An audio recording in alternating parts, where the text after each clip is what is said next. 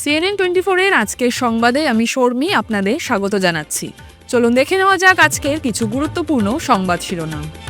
বরাক নদীর জলে ডুবে গৃহবধূ ও শিশুর মৃত্যুর ঘটনার দায়ে স্বামীকে আটক করল পুলিশ। শিলচর রাঙ্গিরখাড়ি পুলিশের বৃহৎ সাফল্য, বৃহৎ পরিমাণে পোস্তসহ আটক মিনি ট্রাক। রামকৃষ্ণনগরে এলপি স্কুলের ছাত্রের পকেট থেকে ড্রাগসের খালি কন্টেনার উদ্ধারের ঘটনায় তীব্র প্রতিক্রিয়ার সৃষ্টি। মুখ্যমন্ত্রী মহিলা উদ্যমিতা অভিযানের তালিকায় এসএইচজির নাম বাদ পড়ায় মহিলাদের বিক্ষোভ হাইলাকান্দিতে। এখন আসছি বিস্তারিত সংবাদে। বরাক নদীর জলে এল্ট্রো বাহন সহ গৃহবধূ হেলিমা বেগম বড়ভূইয়া ও তার শিশুকন্যা জান্নাতের মর্মান্তিক মৃত্যুর ঘটনার নতুন মোড় নিয়েছে। বরখলার রায়পুরে বরাক নদীতে গাড়ি গড়িয়ে পড়ে দুই আরোহী হেলিমা বেগম বড়ভূইয়া ও তার ১৩ মাস বয়সী শিশুকন্যা জান্নাত বেগমের মৃত্যুর ঘটনায় পুলিশ গ্রেফতার করল রইসউদ্দিন বড়ভূইয়াকে। মঙ্গলবার রাতে ঘটনার পর নদীতে গড়িয়ে পড়া অল্টো কারের চালকের আসনে থাকা রইসউদ্দিনকে চিকিৎসার জন্য ভর্তি করানো হয়েছিল মেডিকেল কলেজ হাসপাতালে। বৃহস্পতিবার মেডিকেল থেকে তাকে রিলিজ করা হয়। এরপর পুলিশ তাকে থানায় নিয়ে জিজ্ঞাসাবাদ চালায়। এসবের মাঝে হেলিমা বেগমের পরিবারের পক্ষ থেকে থানায় দায়ের করা হয় এজাহার। এর ভিত্তিতে এক মামলা নথিভুক্ত করে শুক্রবার পুলিশ গ্রেফতার করে রইসউদ্দিনকে। পরিবারের পক্ষ থেকে রইসউদ্দিনের বিরুদ্ধে হত্যার অভিযোগ আনা হয়েছে। ভাগ্যজনক ঘটনা সংঘটিত হয়েছিল। এখন অল্টো গাড়ী AS01BU8987 এই গাড়ীখন বৰাক নদীত পৰি গৈছিলে আৰু বৰাক নদীত আমাৰ অৰুণাচল আউটপোষ্টৰ অন্তৰ্গত বৰাক নদীৰ ডাইকৰ পৰা মানে মথাউৰিৰ পৰা তললৈ পৰি গৈছিলে আৰু পৰি গৈ তাত দুগৰাকী মহিলা, এগৰাকী নাম হেলি বেগম আৰু আন তেওঁৰ যে কণমানি ছোৱালী আছিলে জিনত বেগম, দুয়োগৰাকী হলিল সমাধিৰ ঘটি তেওঁলোকৰ মৃত্যুমুখত পৰে। কিন্তু ঘটনাক্ৰমে দেখা গ'ল যে তাৰ যিজন ড্ৰাইভাৰ আছিলে, ড্ৰাইভাৰজনৰ নাম আছিলে ৰইসউদ্দিন বৰভূঞা, 24 বছৰ। তেওঁ এই ঘটনাক্ৰমে মানে নাটকীয়ভাৱে তেওঁ ৰক্ষা পৰে আৰু তেওঁ তাৰ পৰা লগে লগে আমি তেওঁক মেডিকেল কলেজত ভৰ্তি কৰোঁ আৰু তেতিয়া তেওঁ সম্পূৰ্ণৰূপে এতিয়া তেওঁ বিপদমুক্ত। কিন্তু আমি যেতিয়া গোটেই বিষয়টো যেতিয়া দূৰ তদন্ত চলাওঁতে দেখা গৈছে যে তাত আমি কিছু ফাউল প্লে পাইছোঁ। যে গোটেই ঘটনাটো যি ধৰণৰ ঘটনাটো সংঘটিত হৈছে বা এইটো দুৰ্ঘটনা নহয়, এই ঘটনাটো এটা পৰিকল্পিতভাৱে তেওঁ নিজৰ পত্নী আৰু নিজৰ তেওঁৰ ছোৱালীক তেওঁ পৰিকল্পিতভাৱে হত্যা কৰিছে। আৰু সেই কথা আমি আমাৰ ইনভেষ্টিগেশ্যনত আমি বা অনুসন্ধানত আমি পতিয়ন গৈছোঁ আৰু তাৰ ফলত আমি সেই মানুহজনক ৰইসউদ্দিন বৰভূঞা নামৰ যিজন ব্যক্তি আছিলে সেই ব্যক্তিজনক আমি এৰেষ্ট কৰিছোঁ। আৰু গোটেই বিষয়টো আমি অনুসন্ধান আৰু অধিক তথ্যৰ বাবে অনুসন্ধান কৰি আছোঁ। আৰু যিগৰাকী মহিলাৰ মৃত্যু হ'ল তেওঁৰ পৰিয়ালবৰ্গই আমাক জনাইছে আৰু পৰিয়ালবৰ্গে আমাক যিহেতুকে তেওঁলোকে এটা এজাহাৰ দাখিল কৰিছে আৰু তাৰ ভিত্তিতে আমি বিষয়টো পুনৰ অনুসন্ধান কৰোঁ আৰু অনুসন্ধানৰ কালতে এই ঘটনাটোত এটা দুৰ্ঘটনা নহয়, এটা পৰিকল্পিত হত্যাকাণ্ড বুলি আমি পতিয়ন গৈছোঁ আৰু ইনভেষ্টিগেশ্যনত আমাৰ ওলাইছে, যাৰ ফলত আমি সেইজন ব্যক্তিক ইতিমধ্যে আমি এৰেষ্ট কৰিছোঁ আৰু আমি তেওঁক হাজোতলৈ প্ৰেৰণ কৰিছোঁ। এইটো এটা পৰিকল্পিত এটা হত্যাৰ ঘটনা, গতিকে আমি এইটো 1 মাহৰ ভিতৰতে আমি ইয়াক চাৰ্জশ্বিট দিবলৈ সক্ষম। শুক্রবার রাতে অভিযান চালিয়ে ফের বড়সড় সাফল্য পেল রাঙ্গিরখাড়ি পুলিশ। এদিন গোপন সূত্রের ভিত্তিতে অভিযান চালিয়ে AS11EC7367 নম্বরের একটি মিনি ট্রাক থেকে 73 বস্তা অবৈধ পোস্ত অধিকার করেছে পুলিশ। উদ্ধার হওয়া প্রত্যেক বস্তায় প্রায় 53 কেজি অবৈধ পোস্ত ছিল বলে খবর পাওয়া গেছে, যার বাজার মূল্য কয়েক লক্ষ টাকা হবে বলে অনুমান করা হচ্ছে। পুলিশ বাহন সহ বস্তা ভর্তি অবৈধ পোস্ত উদ্ধার করে থানায় নিয়ে যায়।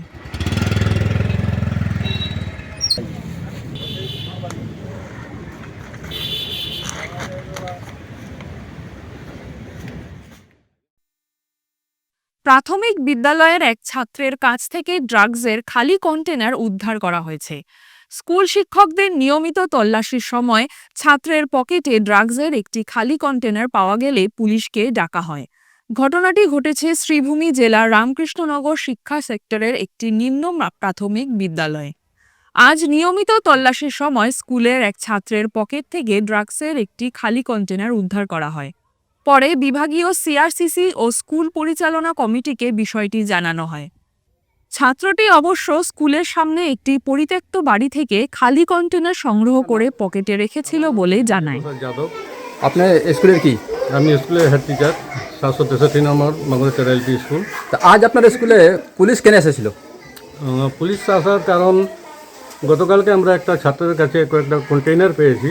হ্যাঁ, এটা আমিও জানি না কি এর মানে একটা পকেট আসিল প্লাস্টিকের, তবে কয়েকজনে দেখাইলাম, তারা বললো যে না এটা মানে ড্রাগস হইতে পারে। তখন আমি স্কুলের প্রেসিডেন্ট আর গ্রামের 2-4 জন গণ্যমান্য ব্যক্তিকে জানাই। তো আমি আমার স্টাফের লগে যোগাযোগ করলাম, তাদেরকে বললাম, তারা কইল না একটা প্রশাসনে জানানি দরকার। তাই আমরা থানা নিবিয়াতে ওসি স্যারকে আমরা জানাইছি, তাই না ইয়া স্টেটমেন্ট নিয়ে গেছেন। ওই কন্টেনারগুলো কই এখন? না স্যারই নিশ্চয় গিয়া, স্যার বলতে এই নিবিয়া থানার ওসি। আপনারা কি তা নিশ্চিত নেই এটা ড্রাগসের কন্টেনার আসলো করিয়া? পুলিশে কনফার্ম করছে? হ্যাঁ, এটা স্কুলের সামনে একটা ঘর আছে ভাঙ্গা টুটা। আচ্ছা, একটা প্রশ্ন, ওই কন্টেনারটার কি ড্রাগস আসলো? না খালি আছে। আচ্ছা, তো স্যারে আমরা জিজ্ঞাসন এরা মানে কই পাইছে তারা।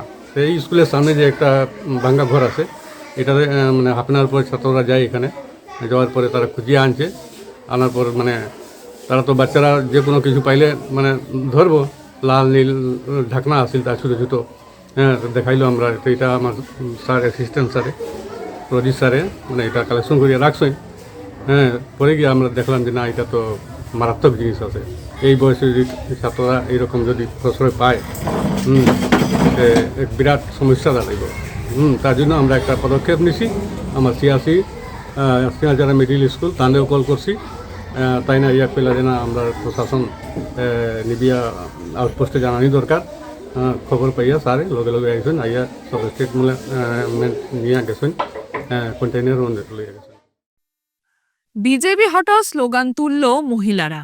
হাইলাকান্দিতে সেলফ হেল্প গ্রুপের মহিলারা তুললেন এই স্লোগান। সম্ভবত আসামের মধ্যে এই প্রথম বিজেপি হটাও স্লোগান তুলল সাধারণ মহিলা। লাখপতি বাড়িদেও প্রকল্পের মাধ্যমে মহিলাদের সঙ্গে প্রতারণা করেছেন মুখ্যমন্ত্রী বলে অভিযোগ করেছেন মহিলারা। বিজেপি সরকার হটাও, বিজেপি সরকার হটাও, বিজেপি সরকার হটাও। মহিলাদের দাবি দিতে হবে, দাবি দিতে হবে, মহিলাদের দাবি দিতে হবে, দাবি দিতে হবে। মুখ্যমন্ত্রী মহিলা উদ্যমিতা অভিযানের তালিকায় এসএইচজির সদস্যদের নাম বাদ পড়ায় মহিলাদের বিক্ষোভ প্রদর্শন ও প্রতিবাদ কর্মসূচি পালন করে হাইলাকান্দি ও লালা শহরে। আসাম সরকারের তরফ থেকে গ্রুপের প্রতি সদস্যদের 10,000 টাকা করে দেওয়ার কথা ছিল। যাদের নাম থাকবে লিস্টে তাদেরই পাওয়ার কথা, কিন্তু কিছু মহিলার নাম উঠলেও শত শত মহিলা সদস্যের নাম বাদ পড়ে যায়। 3 তারিখ আমরা যখন ডিসেম্বরের 1 তারিখে হয়েছে কিতা কই, যখন আমরা শুনলাম লাখপতি বাইদর যে ফ্রমের যে লিস্টে নামগুলো আইছে, তখন আমরা জানলাম যে না প্রত্যেকের নাম আইছে না, 2 জনের আইছে, 3 জনের না, 5 জনের আইছে, 4 জনের না, এরকম করে নামগুলো আইলো। তখন আমরা জিগাইলাম আমরা সিএলএ প্রেসিডেন্টের, তাই কইলো না এগুলো নামগুলো ভুলের কারণে আইছে। আমরা জানলাম, তখন আমরা কইলাম ভুলটা কই থেকে আইলো আমরা তুই জানিলাই। এরপরে সিএলএফ অফিস গেলাম, সিএলএফ অফিস যাওয়ার পরে আমরা সিএলএফ অফিসে গেলাম, আমরা কোনো দোষ নাই, আমরা সব দিছি ব্লকে গেলাম। তো ব্লকে কইলে ঠিক আছে তোমরা লিস্ট বানাও, লিস্টগুলো আমরা ডিস্ট্রিক্টে পাঠাইমু, ডিস্ট্রিক্টে সব জবাব দিব। অপেক্ষা করতে করতে করতে করতে যখন পারলাম না, বাদ বাকি যেগুলো আসলো নাম সব ভেরিফিকেশন হয়েছে, হওয়ার পরে এখন আইলাম অন্য ছাত্ররা করে আমরা টোটাল বন্ধ। আমরা যত সময় ভেরিফিকেশন শেষ হইতো না, এর পরে আমরা কিছু করি, যেদিন টোটাল খুলবো এদিনে আপনারা ডাকিয়া আমরা দেখাইতাম। এখন তো সরকারে আমরা লগে চিটিংবাজি করে দিল, যদি দিত নাই সরকারে এসএসজি গুলো 10,000 টাকা, তো সরকারে কেনে কইলো আমরা রে দিব 10,000 প্রত্যেক মহিলারা তোমরা যথাযথ ফর্ম ফিল আপ করো। হ্যাঁ, ইলেকশন হইলে যা মহিলারা ডাকো, আমরা যা ভোট দিব, ভোট দিবাই আমারে আমরা 10,000 করে দিব, প্রত্যেক মহিলারা লাখপতি বানাইয়া দিব। আজকে নামগুলো আইলো না, কি কারণে আইলো না? যখন আমরা দাবি চাইলাম কেউ আমাদের মানে সন্তুষ্ট করতে পারলো না। সরকার যদি আমরা দেয় না তো আমরা ভোট দিতাম না। ওই আবার আমরা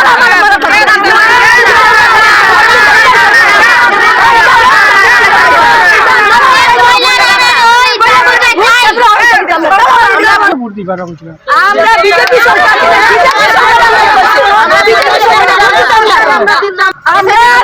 মুখ্যমন্ত্রীর কাছে অনুরোধ যতটুকু, যদি আমরা অতিসত্ত্ব বিচার না হয় তার সামনে ইলেকশন আইতেছে, এই ইলেকশনে কিন্তু আমরা একটা ভোট দিতাম নাই মহিলারা, যতটা কইয়া বেড়ানে আসি মহিলা, একটা ভোট দিতাম না বিজেপি সরকারকে।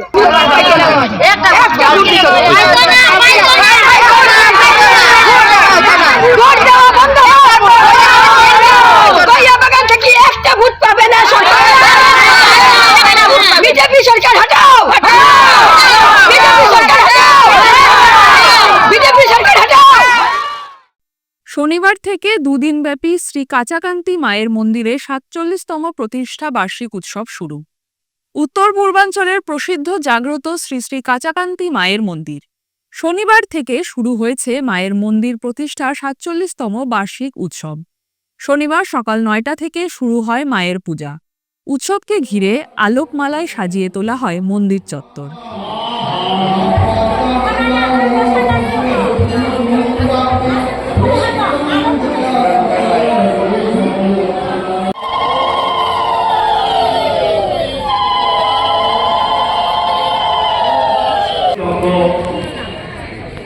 আরম্ভ হয়েছে।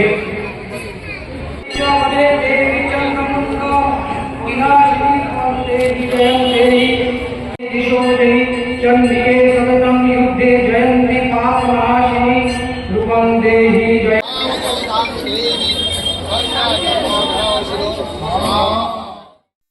বরাকের উন্নয়নের জন্য পৃথক বিভাগ তৈরি করে প্রকারান্তরে বরাক পৃথকীকরণের দাবিকে মান্যতা দিয়েছে সরকার। শনিবার এক বিবৃতিতে একথা জানায় বিডিএফ। তাদের কথায় আসামের মুখ্যমন্ত্রীর নির্দেশে বরাকের উন্নয়নের জন্য একটি পৃথক বিভাগ চালু হয়েছে এবং এর বিভাগীয় মন্ত্রী হিসেবে দায়িত্ব পেয়েছেন বরাকেরই এক বিধায়ক। এই সিদ্ধান্তকে স্বাগত জানানোর পাশাপাশি বরাকের প্রকৃত সমস্যা সমাধানে এই বিভাগের দায়বদ্ধতার কথা মনে করিয়ে দিল বরাক ডেমোক্রেটিক ফ্রন্ট। বরাক উন্নয়ন বিভাগ বলে আসাম সরকার একটা নতুন বিভাগ খুলেছে। এটা নিঃসন্দেহে আমরা আশা করব যে বরাক উপত্যকার উন্নয়নের জন্যই করা হয়েছে। আমরা সেক্ষেত্রে আমরা যদি দেখি যে এই ডিপার্টমেন্টের কাজকর্মগুলো বরাক উপত্যকার কল্যাণের জন্য হচ্ছে, তখন আমরা নিশ্চয়ই অভিনন্দন জানাবো। কিন্তু আমরা একটা কথা সরকারকে স্মরণ করে দিতে চাই যে শুধু একটা ডিপার্টমেন্ট উন্নয়ন বিভাগ খুললেই হবে না। বরাক উপত্যকার যে মূল সমস্যাগুলো রয়েছে সেই সমস্যাগুলো নিরসন করতে হবে। সবথেকে বরাক উপত্যকার এই মুহূর্তে জ্বলন্ত সমস্যা হচ্ছে বেকার সমস্যা। বরাক উপত্যকার ৫ লক্ষরও অধিক রেজিস্ট্রিকৃত এমপ্লয়মেন্টের জন্য নাম নথিবদ্ধ করা হয়েছে, কিন্তু চাকরি কারো হচ্ছে না। এই আসাম সরকার অনেকগুলো চাকরি দিয়েছেন, তাতে বরাক উপত্যকার সংখ্যা অত্যন্ত ন্যূনতম। আমরা জানি যে এই সরকার ক্ষমতায় আসার পর এই ডিপার্টমেন্ট এই প্রথম একটা খোলা হয়েছে বরাক উপত্যকার উন্নয়নের কথা ভেবে। এর আগে কোনো সরকার বরাক উপত্যকার জন্য আলাদা চিন্তাধারা করেনি। তবে আমরা যে দীর্ঘদিন ধরে বলে আসছি বরাক উপত্যকাকে পৃথক রাজ্য হিসাবে ঘোষণা করা হোক, আমি মনে করি এই ডিপার্টমেন্ট খুলে সরকার অন্তত এক ধাপ এগিয়ে গেছেন। সরকার এক ধাপ এগিয়ে গিয়ে বুঝিয়ে দিয়েছেন যে বরাক উপত্যকা পৃথক হওয়া প্রয়োজন, যে কারণে পৃথক উন্নয়ন বিভাগ খোলা হয়েছে। এটা ব্যতিক্রম সারা ভারতবর্ষে। যাই হোক, আমরা এটাকে অভিনন্দন নিশ্চয়ই জানাবো। তবে সেই সঙ্গে আমরা আশা করব যে সরকার আমাদের দাবিগুলো খুব শীঘ্রই আমাদের সমাধানের ব্যবস্থা করুন। নতুবা আমরা আমাদের বরাক পৃথকীকরণের দাবি থেকে সরব না। ফিরছি একটি বিরতির পর। Grace well hospital, Meherpur, Silchar. এখানে আপনারা পাবেন ডায়ালিসিস, এন্ডোস্কোপি, সোনোগ্রাফি, ইকোকার্ডিওগ্রাফি, এক্সরের মতো বিশেষ সুবিধে। উন্নত মানের ডাক্তারি পরিষেবার পাশাপাশি পাবেন আইসিইউ, এনআইসিইউ, ইনডোর, আউটডোর এবং যে কোনো রকম সার্জারি অত্যন্ত সুলভ মূল্যে এবং অত্যাধুনিক মানের। গ্রেস ওয়েল হসপিটাল বিভিন্ন ধরনের চিকিৎসা পরিষেবার পাশাপাশি এখানে আপনারা পাবেন বন্ধ্যাত্ব কাটিয়ে মাতৃত্ব এবং পিতৃত্বের আশ্বাস। আপনার সুস্থ জীবনের লক্ষ্যে সর্বদা কাজ করে চলেছে গ্রেস ওয়েল হসপিটালের সদস্যবৃন্দ। ঠিকানা grace well hospital, Meherpur, Silchar 788015। আপনার সুস্থ এবং মঙ্গলময় জীবন কামনা করি আমরা। Grace well hospital. ফিরে এলাম বিরতির পর। শনিবার শিলচর গান্ধী ভবনে অতিথিদের প্রদীপ প্রজ্বলনের মাধ্যমে থিয়েটার পৌষ পর্বের নাটক শুরু হয়েছে। মেঘমালা নাটকটি প্রথম শুরু হয়, এরপর আরও অন্যান্য নাটকও হয়। এ বিষয়ে খুব সংক্ষেপে প্রধান অতিথি নিহার রঞ্জন পাল বক্তব্য রাখেন।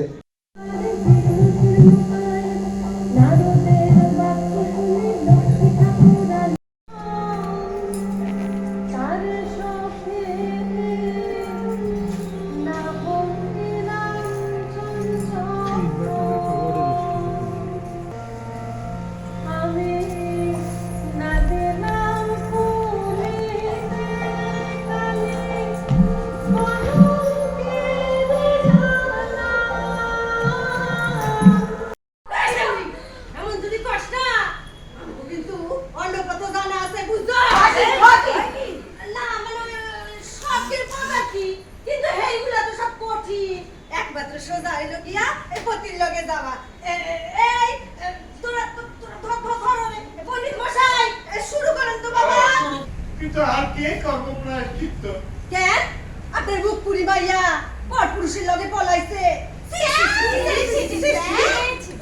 মাইয়া তো নিজে সাথে পলায় নাই, তার তো তুলে নিয়ে গেছে। গেতে ও গেতে পাপ পাপই হয় সব করতে। পাপ পাপই হয়, পাপ কখনো পুণ্য হয় না।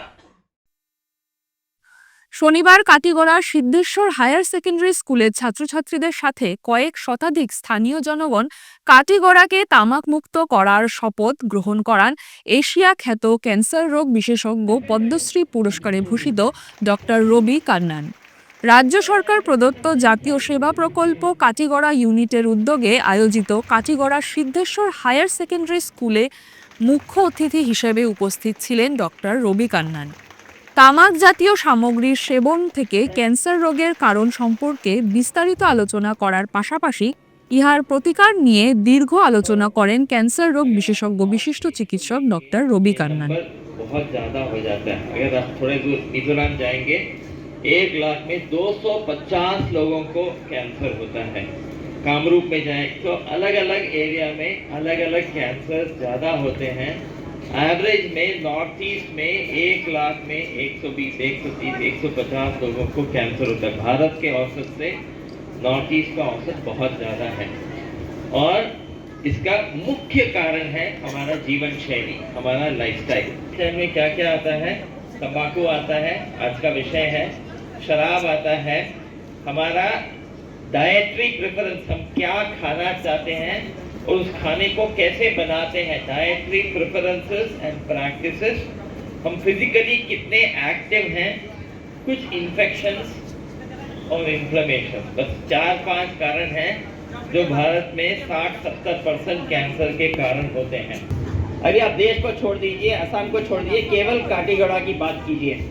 नाउ स्कूल में सारे छात्र हैं, आप क्या कर सकते हो? अध्यापक लोग हैं, हम काठीगढ़ा के लिए क्या कर सकते हैं? आप कछार को छोड़ दीजिए, असम को बस हमारे ब्लॉक में हम क्या कर सकते हैं? कुछ स्कूल होंगे, 10, 12, 15, 20, 100 स्कूल्स होंगे। सारे स्कूल्स को हम तंबाकू मुक्त कर सकते हैं ना। तंबाकू मुक्त करने आपके प्रिंसिपल सर ने टॉफी प्रोग्राम के बारे में बात किया। एक्चुअली टॉफी मतलब tobacco free educational institution, TOFEI। तो टोबैको फ्री एजुकेशनल इंस्टीट्यूशन मतलब स्कूल में तंबाकू का इस्तेमाल नहीं होना चाहिए। আগামীকাল 22 ডিসেম্বর সকাল 11টার সময় কাছাড় জেলার বিভিন্ন স্থানে নতুন রেশন কার্ডের আনুষ্ঠানিক বিতরণী সভা অনুষ্ঠিত হবে এবং এতে মন্ত্রী, সাংসদ, বিধায়করা অংশ নেবেন। সংশ্লিষ্ট জনগণকে উক্ত অনুষ্ঠানে উপস্থিত থাকার জন্য অনুরোধ জানানো হয়েছে। এখন আসছি খেলার খবরে।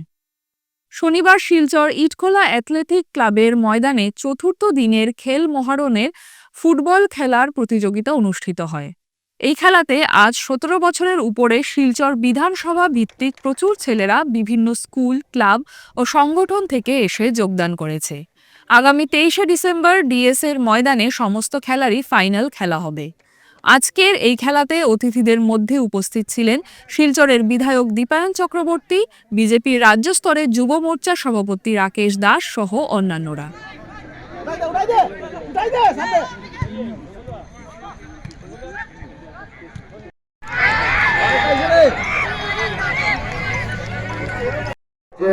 যারা প্রতিভাবান প্লেয়ার, যারা কোনোদিন হয়তো এত সুন্দর প্ল্যাটফর্ম পায়নি, অথচ তাদের বিভিন্ন প্রতিভা রয়েছে, সেটা ফুটবলে বলুন, কাবাডি বলুন, বা চেস বলুন, বা সাইক্লিংয়ে বলুন, বা ভলিবলে বলুন, এই কথা চিন্তা করে মাননীয় মুখ্যমন্ত্রী প্রথমবারের মতো গোটা আসাম রাজ্য না, আমি যদি ভুল না করি ভারতবর্ষ সেটা কেউ চিন্তা করতে পারেনি যে জিপি লেভেল থেকে প্রতিযোগিতামূলক এই প্রতিযোগিতাকে করে খেলোয়াড় বাছাই করে এনে সমষ্টিভিত্তিক প্রতিযোগিতা, তারপর জেলাভিত্তিক প্রতিযোগিতা থেকে রাজ্যভিত্তিক প্রতিযোগিতাতে নিয়ে যাওয়া, এটার একমাত্র উদ্দেশ্য আগামী দিনে এই খেল মহারণের মাধ্যমে আমরা ট্যালেন্ট সার্চ করে আমরা যাদেরকে আনবো প্লেয়ারদের, তাদের মাধ্যমে আসামের মান উন্নত হতে আমরা ন্যাশনাল লেভেল প্লেয়ার তৈরি করতে পারবো, আমরা ইন্টারন্যাশনাল লেভেল প্লেয়ার তৈরি করতে পারবো। এটাই